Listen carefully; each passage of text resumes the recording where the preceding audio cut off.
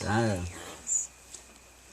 This occurred to me last night. I was playing over there in Tallahassee, and this time of year, it always brings the memory of this story or this event back to me. I told you we had like 24 acres, and back there they let out school in the fall so all the kids can go help bring in the harvest, and so it's like 3 weeks in the fall you get out of school and you go just work for either your dad or the neighbors. And of course, with 24 acres, our harvest was finished in about 2 days. And so I had a lot of free time, and I would hire out to the neighbor farmers. And this one particular fall, I hired out to plow for a guy.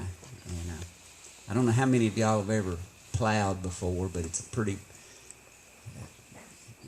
it's a boring job. Yeah, I mean, you make your first furrow, that first ditch, you plow it from this end to that end, and then you turn around, you put your front wheel down in there, and then you follow it back to this end, and you do that same thing all day long. And you don't even have to guide the tractor because your wheel's down in a ditch. You can't go anywhere.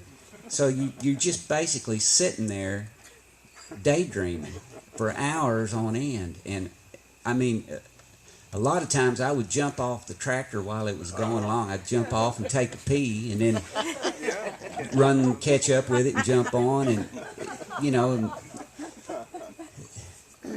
the reason I'm telling you this is just so you understand that there's a lot of downtime in there.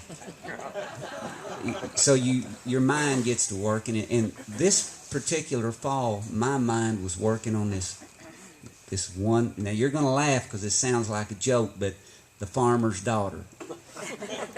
This farmer that I was working for had a cute daughter. She was a little older than I was, and of course I thought anything that wasn't a boy was cute then, but she was cute, and she would come every day at noon. She would come walking out across that plowed field with a little paper sack with some lunch in it, a sandwich or whatever.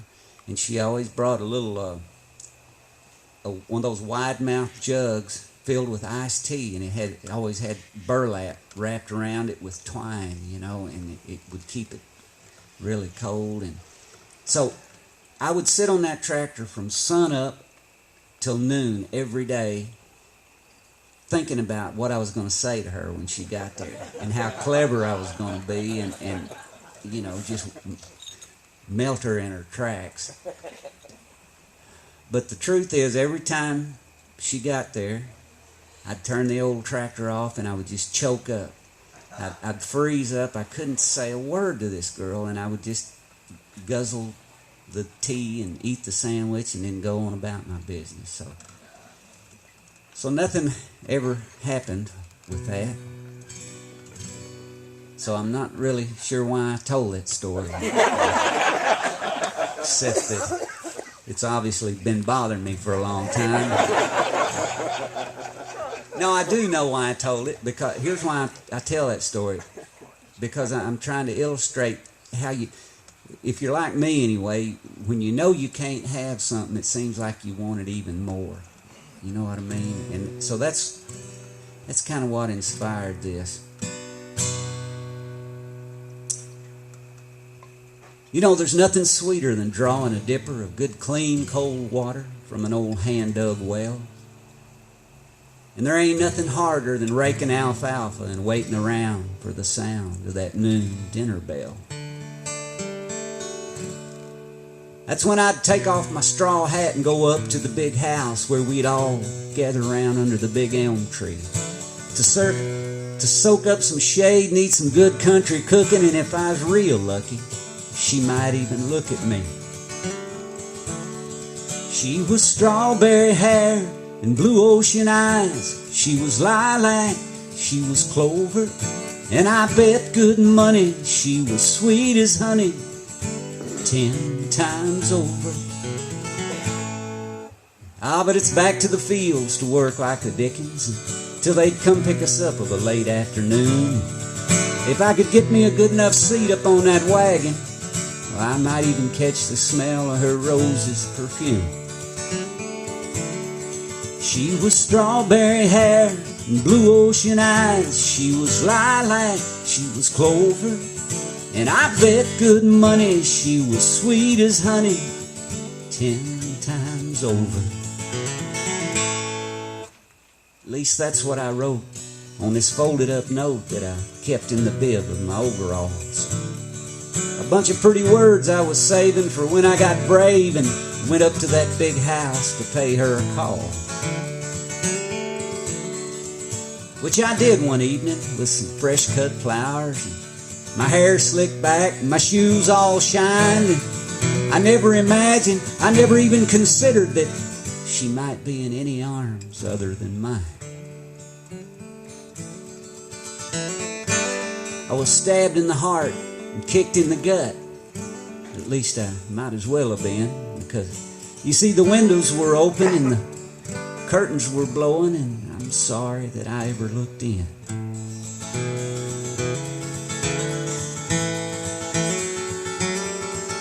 I jumped off the porch and I ran back down the hill to where that little footbridge goes over the stream.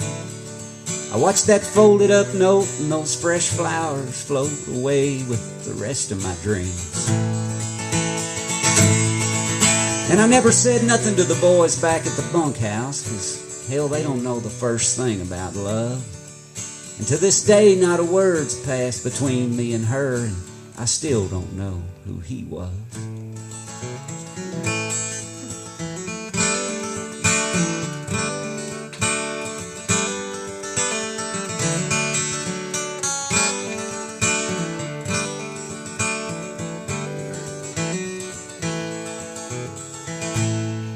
I still got hay down my collar, sweat in my eyes, and I guess I hurt for a while pretty bad.